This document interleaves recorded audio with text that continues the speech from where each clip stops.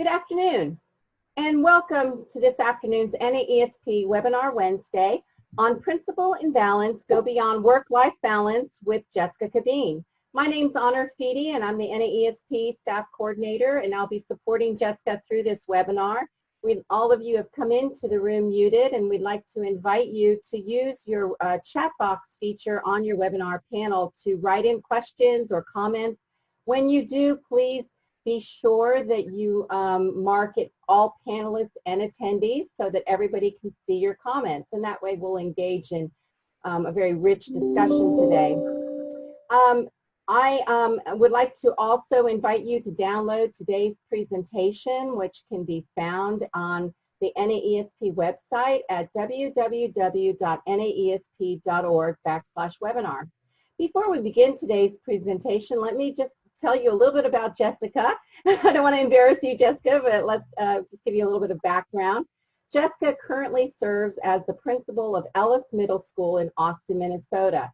Prior to this role, she was the principal of the happiest place in southeastern Minnesota called the Woodson Kindergarten Center. She has been an assistant middle school principal, a special education supervisor, and special ed teacher. Jessica has been awarded NAESP and Vinci's Digital Leader of Early Learning Award in 2016, and in 2017 she was named the Minnesota National Distinguished Principal of the Year. So Jessica, thank you for being with us, and we're looking forward to what you have to share with us today. Oh my gosh, well, thank you so much, Honor. And when she says she's supporting me, she is literally doing that. We were just laughing right before we got on that with our circumstances here nationally, not only am I practicing Zoom today, but I'm going to be doing my first Zoom staff meeting tomorrow with our staff. And so it leads into our first poll question, Honor. And so I'm going to turn the slide next. Let's see here. Question, and she's going to throw this up. Are you currently working with students in person or in a distance or digital format? We're all navigating self-care in uncertain times right now. I know here in Minnesota, our schools are planning for some possible distance digital learning after March 27th. And I know a lot of you are in other states that might be also trying to navigate some of this. So I was just curious to see how you're working with students. All right. Looks like 92% said they are in distant digital format and only 8% are in person. Okay, so Honor, I think we can bless all these people. Now, you are digital leaders, like legit. We're all moving into a really new realm of leading schools remotely from our home residence, from offices that are empty of halls of students. So I think this is such a timely topic, and honored to be here today. And when Honor and I and NAESP set this up in March or September, I had no idea what March would look like. So we've tried to change a little bit of this format. Honor's going to be following the chat, and we'll make sure we have question time at the end as well. But I want to just start with a quote that I think is super powerful, not only for us as school leaders, but for our educators right now. For us here in Austin, Minnesota, we said goodbye to students yesterday. It was very hard. And I look at the teachers, not only in the middle school, but the kindergarten center, the elementary schools, the high school, they kept it together for the kids in uncertain times. But now we're going to be moving forward. And not only do we have to care for our kids at school, a lot of us are going to have to care for our kids at home. We're going to have to care for loved ones. But ultimately, it's going to be so important that you care for yourself first. This is going to be some uncharted territory. We're going to be learning together as we go. But I really want to prioritize our own well-being, because if we can't take care of ourselves, we're not going to be able to take care of those that we serve. So, and I have these resources, and later I'll show you a link where you can get these as well. But when you're going through a difficult season, these are just a few things that I've utilized on a regular basis when I'm struggling through a personal or professional crisis. First off, give yourself grace. None of us have lived through a pandemic before, but we're going to learn something from this. And so make sure that you're giving yourself permission to make mistakes and not fault yourself for being not perfect right now. Sleep, exercise, eat, and repeat. I'm saying this where I know a lot of school leaders are not getting full sleep and we're waking up with uncertainty, but please try to continue to exercise, get fresh air, take care of yourself, drink water. and enjoy to get some rest. It's going to be a long journey ahead here for us. Continue to phone a friend or a therapist if you use line access it during this time. Lean into what you do well. If cleaning the bathroom is something you excel at, clean away right now. Get some do-done projects in your life so you can finish a day feeling successful. Don't expect to be 100% in this work, and please make sure you give your staff explicit permission to not be perfect either, because we're navigating new waters for us. And then find a mantra or a musical playlist, something that's keeping you going through your day-to-day.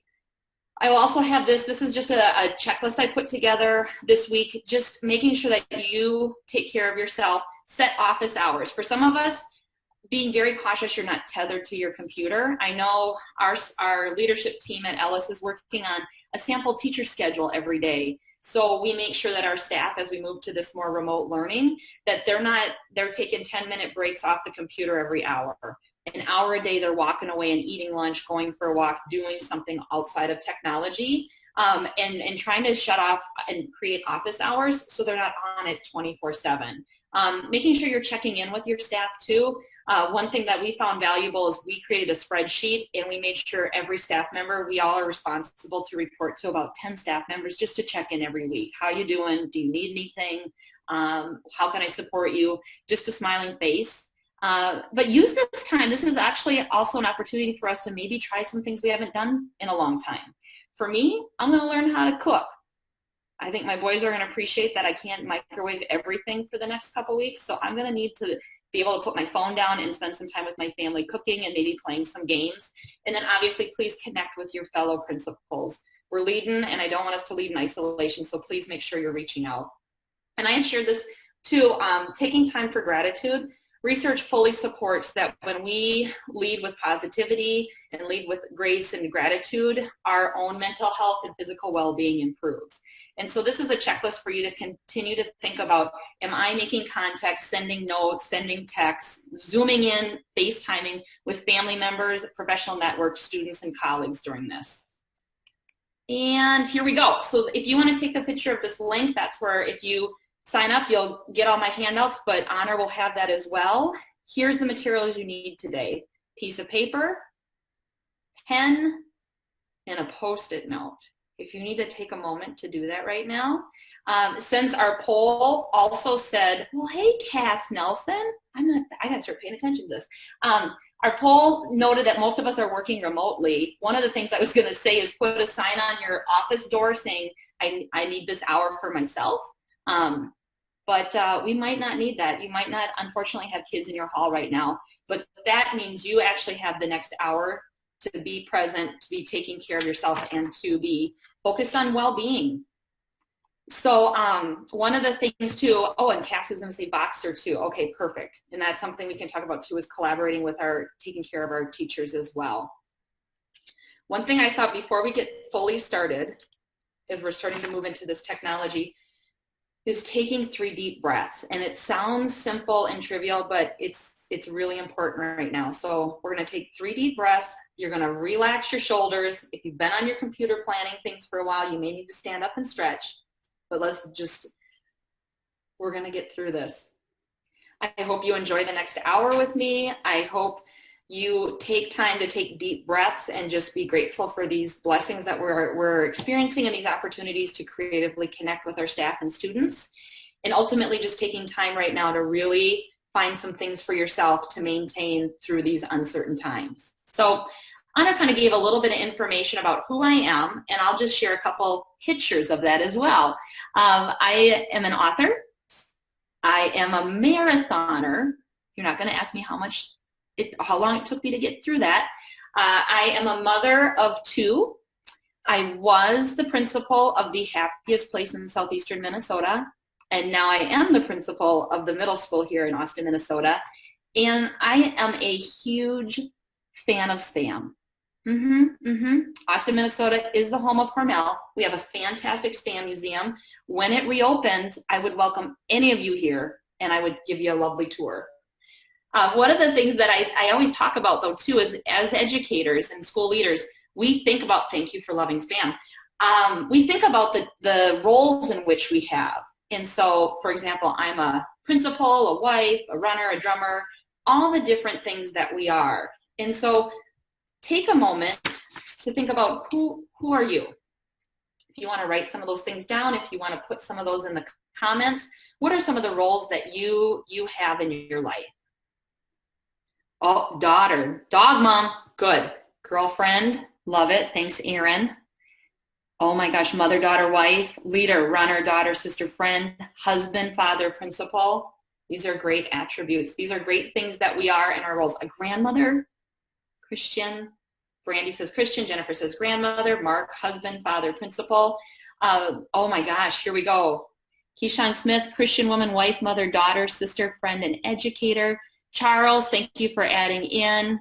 Barnza, thank you. Oh my gosh. Chaos coordinator, Jennifer Morales for the win there. That was awesome. As we keep writing these in, which is fantastic, I please hope you're watching the comments as we go through, and we'll try to keep up with this. One of the other things that when I was able to work on a book called Lead with Grace is so often we try to fill the roles that we think other people want us to be. And when we don't do that authentically, it makes it difficult for us, and it also makes it hard for others. When we lead well, we lead as our authentic self with vulnerability, empathy, and integrity. And those are seen through how we lead as a person, in our social posts and interactions, in our relationships, and how we communicate with others. And so one of the things that I think is really important to consider is who you are doesn't always equate to what you do. And so yes, while we have these important roles in our life, we also have attributes that make our roles even better. And so a few of the terms that if I asked my dearest friends and family, I'm very authentic, ambitious, persistent, caring, dedicated, and disciplined, and empathetic. And so continuing to think about not just who you are and what you do, but who you are as a person and as a human, and how those attributes continue to help you be successful in your work at home and life is the foundation for moving forward and leading with balance. So when we talk about the quadrants in life, I had the absolute pleasure of writing a book with Jessica Johnson, a principal in Wisconsin, and Sarah Johnson, a former principal and just a force in women in leadership today. We wrote a book called Balance Like a Pirate, and we always really look at the different quadrants in life. We know balance isn't 50-50, and right now in today's education, right now it's not even probably 90-10. But we look at balance in different quadrants. So in your personal quadrant, how are you taking care of yourself, your family, finding your own hobbies and things to do. In positional, how are you maintaining boundaries in work and learning how to work smarter, not harder? Professional is ongoing professional development that's helping you learn and grow, such as webinars like this, podcasts, blogs. How are you continuing to learn and grow outside of your daily role? And then passions is the thing that most leaders struggle with is really, what are those things that you want to do but just never have the time to get it done? And so we'll walk through some of these activities as we go through the lesson or the learning today. So making time for what matters, that is just incredibly important as we look at things. And one of the pieces I get hung up on, and I just will be vulnerable because maybe some of you are too, is if we can't do it perfectly or do it well, we don't do it. And if we were in a time right now to risk, take vulnerability and innovate, it's today, tomorrow. As I said at the beginning, I have to lead a Zoom meeting tomorrow for 50 staff, and this is my first go around with it. I am totally going to make a mistake. I'm totally going to forget to screen share. My polls won't come out right, but I'm going to do it because I know that research supports with distance or digital learning, our students need to see our face, hear our voice, and have them call by name. And so if I can't model that with vulnerability, how can I expect the teachers in my building to do that as well? Figuring out how to be present with our children and our families at home just sometimes means we have to shut everything else off, and working through that. Finding creative ways to make connections with your own children and family is really important. If you know anything about me, or if you follow me on Instagram, I have a son who likes social media, but yet refuses to acknowledge me as his parent. And so I created a little game called Stealthy. And so you'll see pictures here on the screen of when I can catch my kid in a post and then see how long it takes them to figure out I did it on Instagram. Another thing I love to do is spending time with my spouse, just playing and having a great time with the kids. And as you can tell in our family picture, we're super unconventional, but we have fun doing it. And so making sure that you have authentic time with your family is super important. One other way that I like to share some information of staying connected with our family is journal to your children. It's a super easy thing to do, but you just need to make dedicated time to do it. So once a month, I have 2 journal books I started for my boys about 5 years ago. And so I just date it, and I just write in the last month, here's some things that I'm really proud of. And here are some things that I'm looking forward to seeing you grow and develop into. And I'll be able to give these journals to my boys when they either graduate from high school or college or get married. But it's a way for me to be intentional about the today, and then also just to be grateful for the time that I have with them.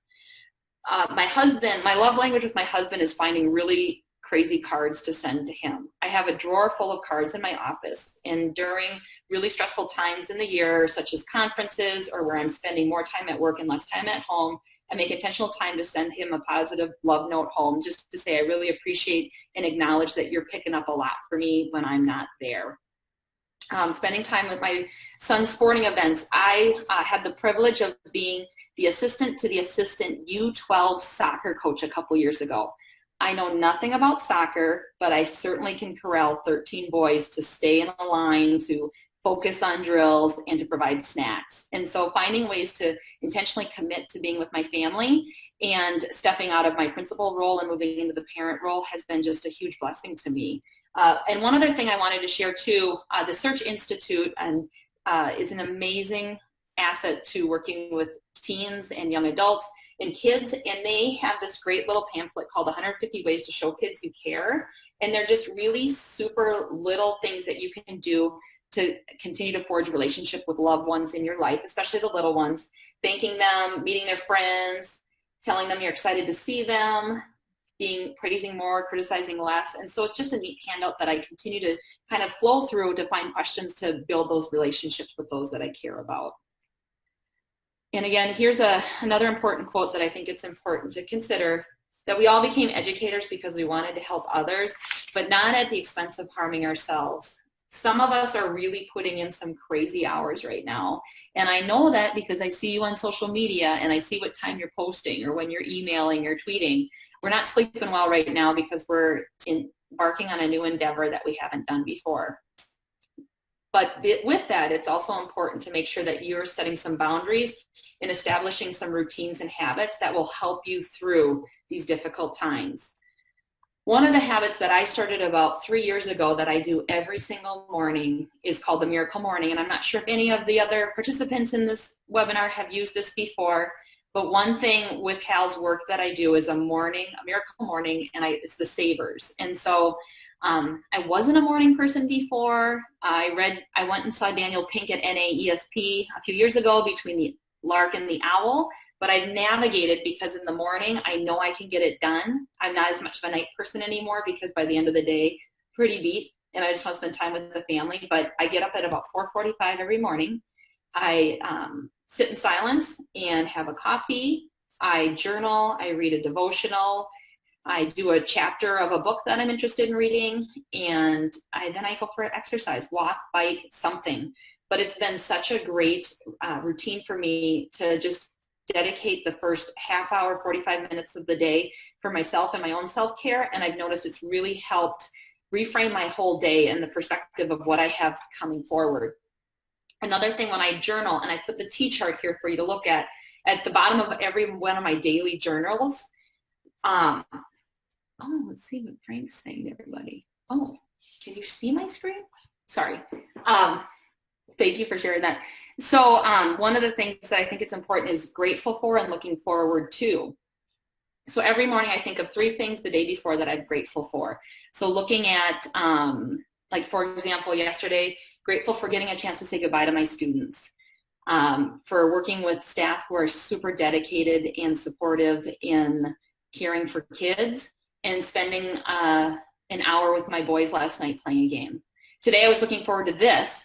This was a big bucket list, to be able to be with all of you today, to getting a run-in, and to planning for a staff meeting tomorrow. So reframing maybe even difficult things that are going to be happening in your life is really helpful to put that in a positive shift.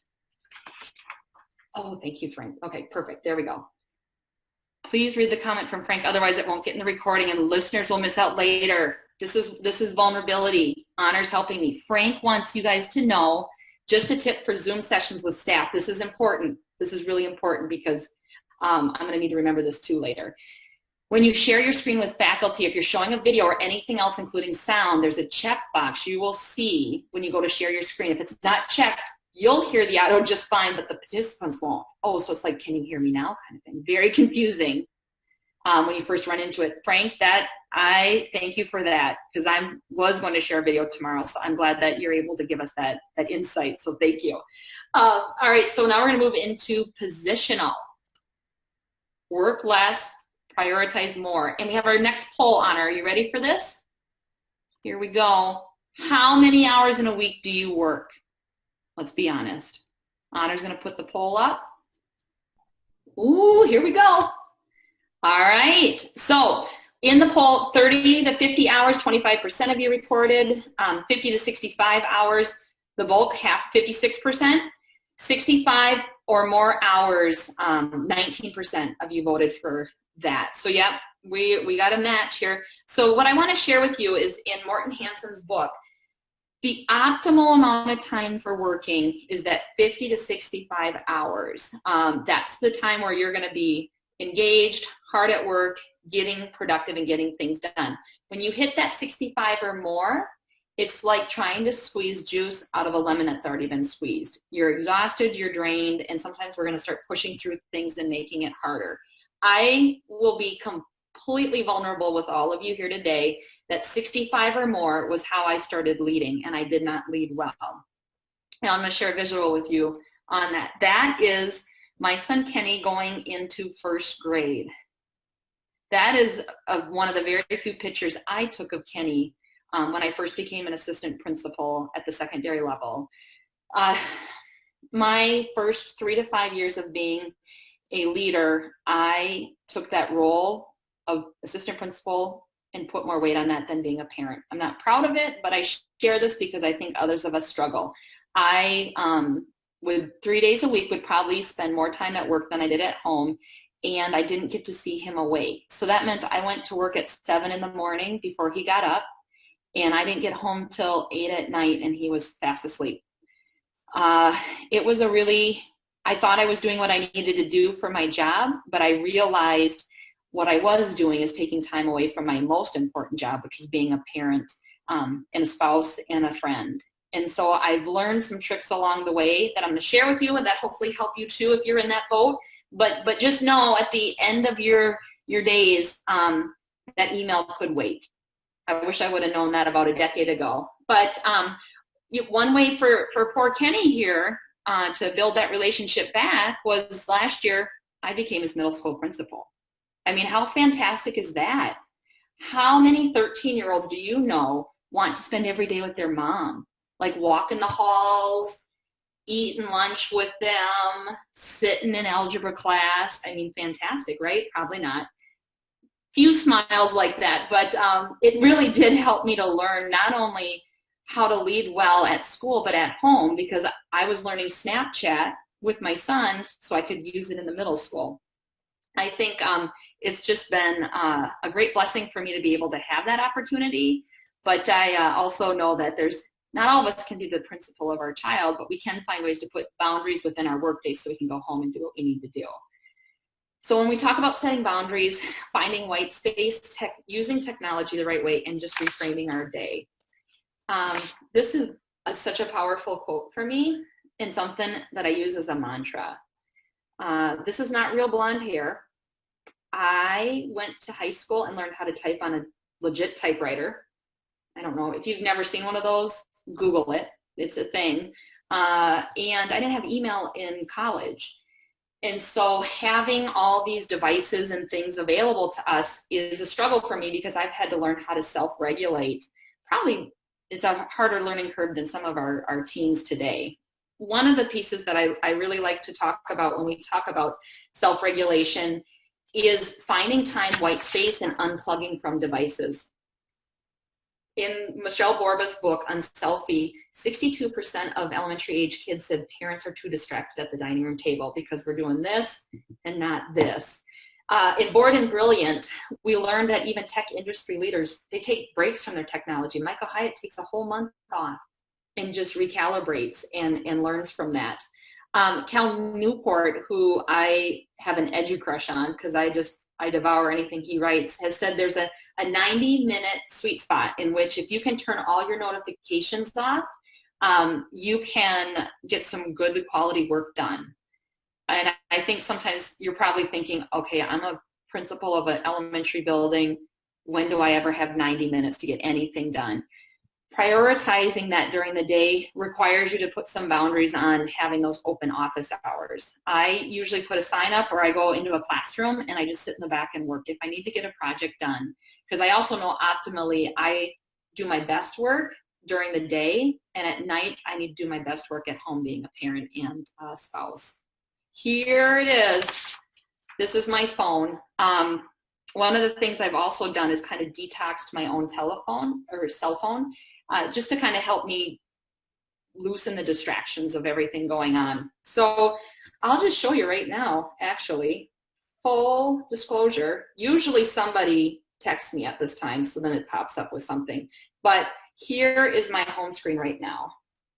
So that's exactly what it looks like. I think I missed a call. Hopefully it wasn't from anybody in the webinar. And I have some notes here, but otherwise I don't have any notifications on my home screen. The most important thing in my life is my family. This picture of my husband is like 3 years old, and it's the second and last time he'll ever wear a tuxedo, so I'm always going to keep that on. The other picture I have on my home screen is just my boys. And so if I'm out and about or at a sporting event supporting my kids, and I think I need to check something, I have to look at my phone and say, is it really worth it? Or is right now my focus and priority who's on the screen? The other piece that I obviously would encourage you to talk to your supervisors is taking email off your phone. I said that. I'll say it again just in case. I took email off my phone. I took my work email off my phone, and I set some boundaries around when I answer and send emails. I do that for my own self-care, but I also do that for the self-care of educators. If you're sending emails at 5, 6, 7, 8 at night to your staff, you're unintentionally asking them to check and respond to emails at 5, 6, 7, 8, 9 at night. And so letting people know how to get a hold of you is really critical, because then they know, okay, if I need to get a hold of Jess, I can text her, I can call her, if it's an urgent. If it's I just need to let her know something, I can email and she'll respond back the next day. And then I also collapse all my apps into one folder. And so if I really, really, really need to check my Instagram, I have to scroll through 3 pages. So it keeps me pretty organized and pretty disciplined on when and how I'm going to access technology. And then inbox zero. Kurt Rees is a phenomenal educator in La Crosse, Wisconsin, and he taught me this through the Principal PLN podcast, and I continue to use it as best I can. And actually, now that we're moving into this new distance and digital learning, it's important that we consider this. So inbox zero is you don't browse it, don't touch it twice, and email is not your to-do list. So you set a time 2 to 3 times a day that you're going to check email. So let's say 9 a.m. I've gone through my morning check-ins or whatever that looks like. I sit down, email, and I answer or do something with each thing. I either do something with it, I delete it, or I delegate it. And then at the end of that 20 minutes, my email is cleared out. Oh, here we go. Erin's saying something quick. Hold on. It's like a squirrel moment. Erin, I'm a first-year principal and did exactly this year. It was hard for my staff, but email off at 9 p.m. I found because I didn't have done the same. Next year, I'll cut back to 8. I think our parent community is catching on as well. And that's a piece, too, is really letting your parents know as well, putting out of office, letting them know. So just setting the boundary that, hey, at this time at night, I won't be able to respond, but I'll respond the next day. When you put those boundaries around things and you hold yourself accountable to them, people are super supportive of it. A lot of times parents work first shift, and so the easiest time to email is at night, but that doesn't necessarily mean they expect you to be on at the same time. Here we go. Deep breath. Our state of mind matters as much as the words we speak. If you're not self-regulated, whatever you're going to say is not going to be translated into the exact right way. And so I really like to take a check. For example, it's okay to say, I don't have a minute. I don't know if anybody else has the knock on the door and the parent or the student or the teacher says, hey, do you got a minute? Sometimes you don't, and it's okay to say that. Recently, I had walked out of a really difficult meeting in which I found out a family was going through some really difficult times with their child. It was emotionally heartbreaking. There was a lot of tears involved. And I walked back into my office and a teacher said, hey, can I ask you a question? And I had to say, can you give me 2 minutes? I said, I don't even mind if you sit next to me, but I just need to regulate, get a drink of water, write something down, or just take a breath. And the response I got from that staff member was, of course, what can I do to help you? But being super open and vulnerable is really critical. At workplace, we're expected to respond to emails instantly. What to do in that case? Ooh, that's a good one. Check with your supervisor. If you want to message me privately, I can certainly work with you too. And just saying, if they want you to be engaged in classrooms and working with kids, you can't respond to email directly, but maybe you could set up at the top of every hour or something like that to just work through that and find ways to say, where do you want me to be of value? In classrooms leading, or in my office answering emails in a productive way, and work through that. But we could talk about that later too. So then reframing, talking about making those examples of your thought, mind, and action. Funnel and filter. If you met me outside of this webinar, I would tell you I probably can do the best middle school girl response to anything. Now, do I send that response? No. But sometimes my funnel, I can just let loose. Like, I'm frustrated. I can't believe they sent me another email, size 150 font, all bold letters. So I've really had to learn to self-regulate and create a filter for responding to negative comments on social media, hostile emails, interactions that are unprofessional and unproductive. And so to find that filter, one of the strategies I use is phone a friend before you hit send. Before you send an email back to somebody, making sure you have a colleague, administrative assistant, somebody else looking that over and giving you a different perspective or lens, determining if it's really worth that email or if it's better to make that phone call, and grounding yourself in a perspective of the response. I've never met a parent that didn't love their child. Doesn't always mean that they agree or disagree with some of the decisions I make, but when you start with a common foundation such as that, the communication tends to flow a little bit better. Oh, here, question from Khan. Thank you, Honor, for this is a lot, and I'm just learning. The staff at Ellis Middle School, thank you, because tomorrow I'll be better at this. Would our bosses understand what we're trying to do? It would not be okay because they're using late night to reply to email. Ooh. I think probably I would love to help you with that, Con, if you want to connect with me privately too. Setting some professional boundaries, and sometimes that means that growing and making decisions and letting them know and keeping that like, this is my foundation, this is who I am, and I hope that we can continue to work together too. Oh, what do we do with all the negative emotions? Michael, what do you do with all the negative emotions, frustration, anger that you wind up stuffing and filtering? Those negative emotions find their way into my body and it hurts. Michael, here's the middle school girl. Ready? Honor may cut me off here at some point, but I used to, as an assistant middle school principal, attribute my office to a porta potty. People would come in, unload, dump their stuff on me, and like vent or whatever, and then they would feel better. Like, they're like, oh my gosh, I'm so glad I got to talk to you, and I just needed to get this out.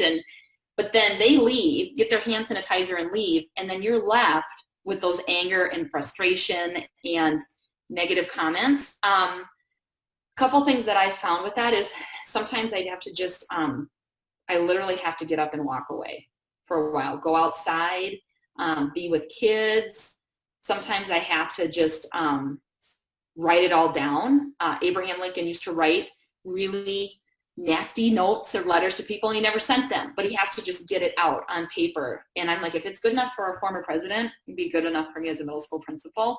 And again, finding a network of people that you can connect with or talk to or text or just say, hey, this is happening in my district. Anything ever like this happen to you? I have two incredible friends that are also middle school principals, Sine Bell and Beth Huff, and I will send them things and say, okay, so this kid just did this to me on Snapchat, and one of them will say, yeah, I had that happen. So just building that collaboration that you're not alone and you're not going through this alone and other people have done it has helped. Oh, Julie, thank you. I appreciate you too. Yes, prioritize and set boundaries. Thank you, Julie. This is so much fun, you guys. I want to make sure I keep going and make sure I get through everything so we have time for legit questions at the end here. Professional. Okay, so the day-to-day things, I've given a couple strategies. Now we're moving into that professional. How are we continuing to learn and grow while managing the day-to-day? Readers are leaders. One thing I love to do is read. And I think we underestimate the power of reading, and it doesn't have to be a giant book. NAESP has one of the greatest magazines. Every month I read it and find something of value. Their blogs are fantastic. Podcasts are great, and I've included this in the link of documents. One thing I like to do on a monthly basis is keep track of what I'm reading, and I like to put it in between three categories: rigor, relationship, and rest. Rigor is my professional learning. What am I working and learning about? Right now it's the life skills grade and social emotional learning at the middle school. So I'm devouring research articles, journals, blogs, things like that to kind of help me learn more about that aspect of my job.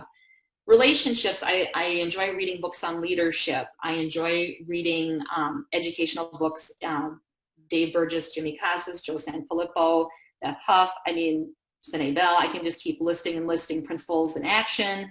Great reads, helps me become a better principal every day. And rest is stuff for fun.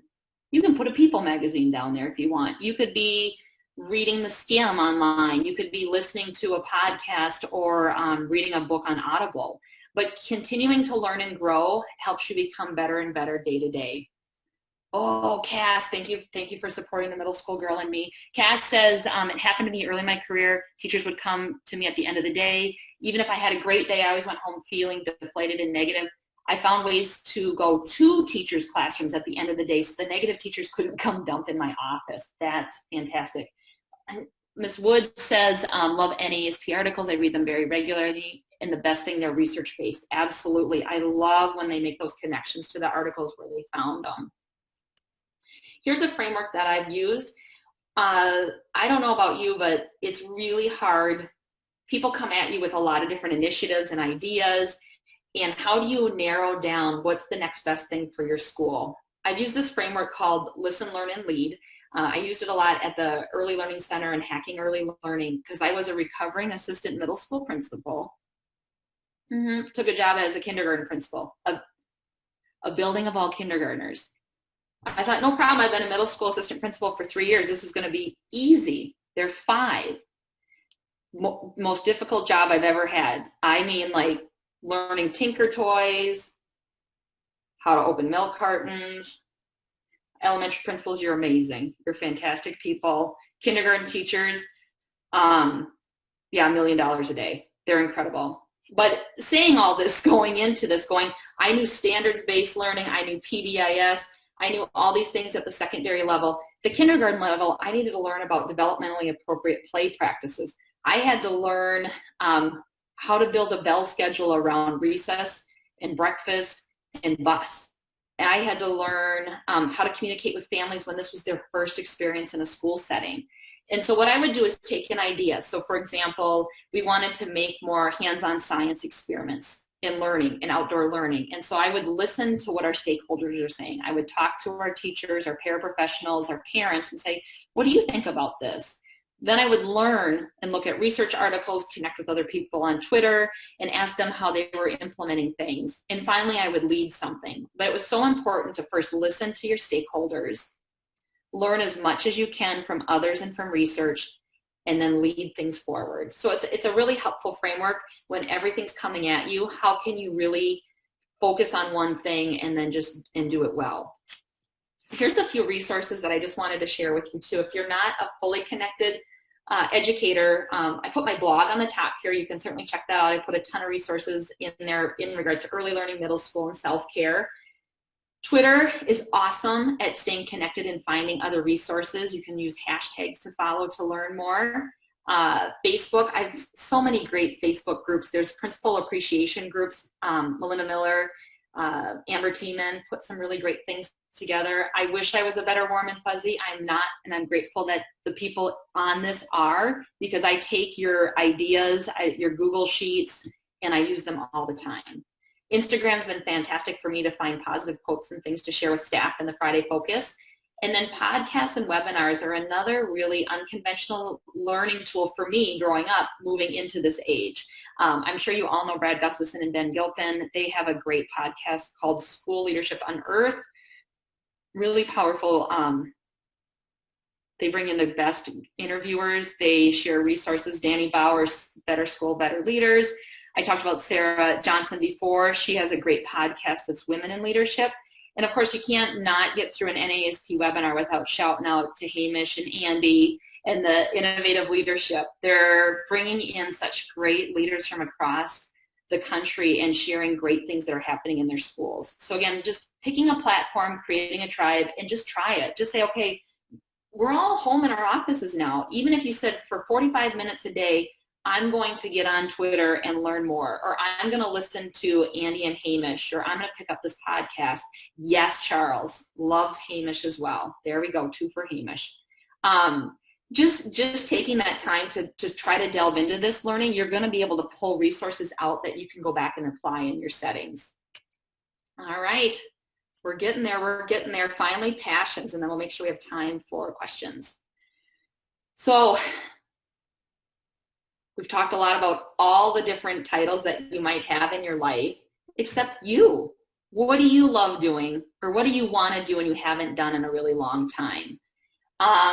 I think this is something that would really help us as a whole educator, as a whole leader, is just taking time for ourselves and investing in a passion project, a genius hour.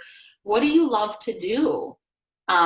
Knitting, blogging, writing, running, taking time to just write these, literally writing these things down. And I have this as a document you can use. You can facilitate this with your teaching staff.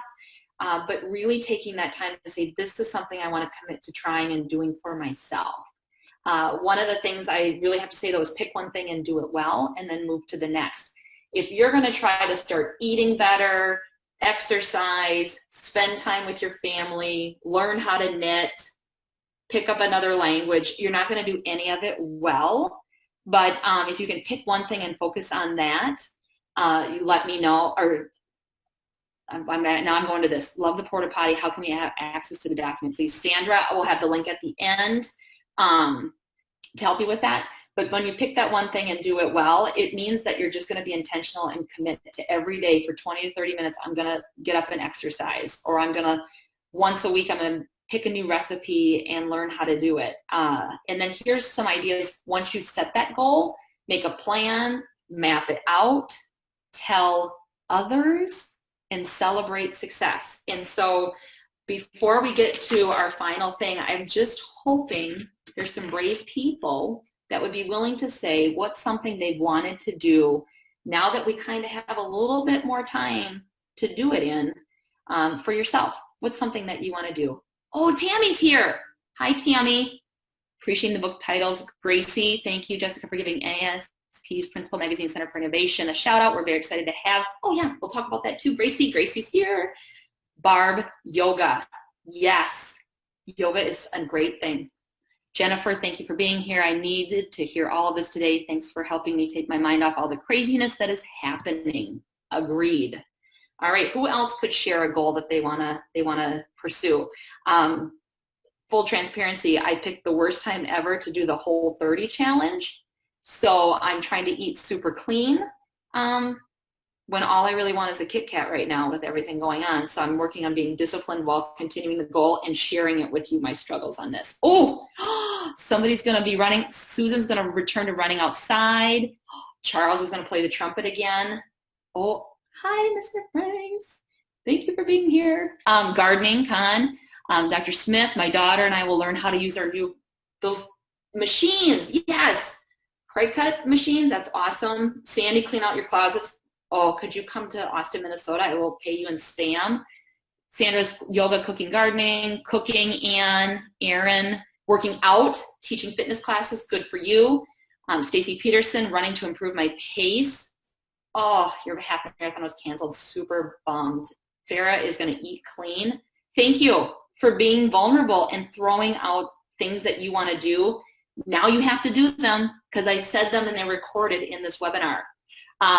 What content writing, Michelle creating a small space for myself to read, setting up running and walking plans and sticking to it. Cass is going to read more. Demetria was going to play more board games. That's awesome. Jessica's here. Jessica Gomez created a blog page and recording videos for building school culture. It's fantastic. I follow it. You should. Jessica Gomez is doing a great job. This is awesome, you guys. Thank you for putting yourselves out here. Ms. Ravi was going to appreciate children more frequently. Thank you for that. This is awesome. Keep it rolling. Keep connecting with us. I want to just keep going back to one last thing, and then we'll have time for questions. If you've read some of Brene Brown's work, she talks about the Post-it notes, your squad. Whose opinion matters to you? Because right now in the world, and especially on social media, you're going to hear everybody else's opinion. And sometimes we tend to put more weight on that, some random person who comments, than the people who are closest in our life. So think about that. And we have our Post-it notes, right? Here's mine. Who are 5 people in your life right now that their opinion matters? You care about them. They support you. They would encourage you in these goals that you're setting up. Just take the next minute to write their names down on the Post-it note. Yes, Jessica. Oh, Jessica's so inspiring. Jessica's on my little square squad too. Jessica, you're doing amazing. I'm looking forward to this all week. You're helping so many people with your wisdom. I appreciate that, Jessica. And thank you for, if nothing else, most of you probably got one good laugh in today in the last hour, and some of us needed it. When you're finished with your Post-it note, what I challenge you to do is send these people some love this week. Send them a text, send them a card, post something on Facebook, but send them some gratitude and thank them for being on your squad. As we start to wrap up, I think we have time. Did I make it for questions, Honor? I made it on time. I was supposed to. You did great. Yay! Gold star. All right. Oh, Sandra. Sandra says she'll be learning how to Zoom to teach my preschoolers. Hey, Sandra, I'm going to tell you right now, if I can do this without shutting it down, you're going to be fantastic. Because I am probably I figured out one year with Infinite Campus master scheduling at the middle school, I gave everybody orchestra. I found the button nobody else found. So I am not a tech ninja. So if I can navigate this, you can too. But it sounds like, Honor, we're available for some questions that people have that maybe I even missed in the chat as it was going. Oh, okay. Sam, can you briefly describe Voxer and how you use it? Yes. Voxer, is an app. It's like a walkie-talkie app. And so, let's see. Cass, maybe she's still on live. What I'm going to do is message Cass right now just to say, hey, Cass, how you doing? I am so impressed with your crazy TikToks and your running and everything you're doing, and I hope all is well. And so I just sent her that recorded voice message. And so you can get into Voxer groups. Cass runs one. Lindsay Stumpenhorst does one too. I mean, like they have moms as principals in action. You can throw out a question to them, and then they'll respond to you. So if I was like, how do you guys do dismissal at the end of the day? People will give you ideas. It's a great way to communicate. I've seen some people use this during classroom walkthroughs. So they'll leave a class, they'll send a teacher a message, and then you can take this and you can email out the voice message so the teacher gets to hear your words, which is such a powerful tool when you're giving feedback. So that's Voxer.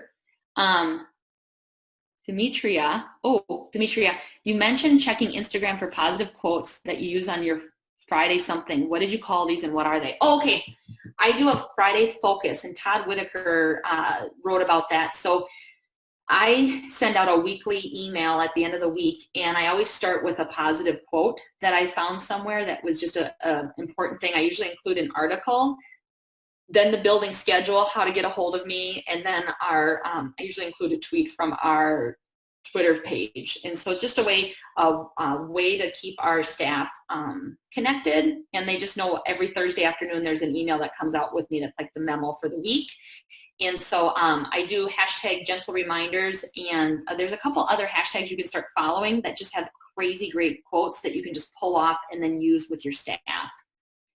Stacy, what tips or advice do you have for helping to support staff feeling a great deal of anxiety, posting digital lessons, responding to parents, and providing feedback to students during our digital learning period? Stacy, that is, yes.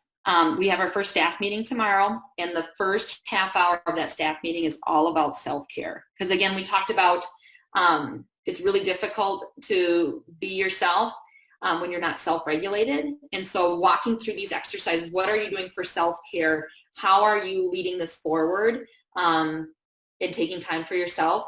We're also going to create like a Google form that I'll send out weekly to staff, and they can say, hey, I need you to check in on me. I have a question about this. I'm doing okay. I'm worried about this student. And so on a weekly basis, or daily if they want, they can send that in, and then I can be checking that and working with the assistant principal, Ryan, so we can make sure we're supporting teachers too. I think the best thing we can do is give them explicit permission that we're going to fail at this. We're going to fail forward. We're going to learn from it, and we're going to come out of this season as better educators. And if we can just focus on committing and caring for our kids right now and helping them learn second, we're gonna become better for this in the long run. I want to make sure I might have missed one. Access the recorded session. Honor will be able to speak to that, I believe. Oh, she already said. Well, I'll also, yes, I will speak to it at the end, but I also put it in the chat. Okay. You guys are fantastic. Thank you in all your craziness for being here today with everything going on. Oh my gosh, Farah, you are, okay, that's the winner right there. 12:55 a.m. and here. Honor, do you see that? Holy cow. I do. She says, she's 12:55 a.m. right now in Pakistan. For you right here. And Rabbi, I hope I'm saying that right. Oh my gosh, you fantastic leaders. That's incredible. And you're typing and everything looks great that early in the morning. Wow. So Jessica, can you tell us a little bit about the session? Look, coming up. Yeah. Yes, okay. So yes, I'm going to move forward here on the slides. And then these are, again, just those reminders from the beginning. We have those. Honor's got them. We can send them out later. But yes, I hope you're coming to, do I say it right when I say Louisville? Louisville, Kentucky? Yes. I hope it's right. I know it's a pronunciation thing.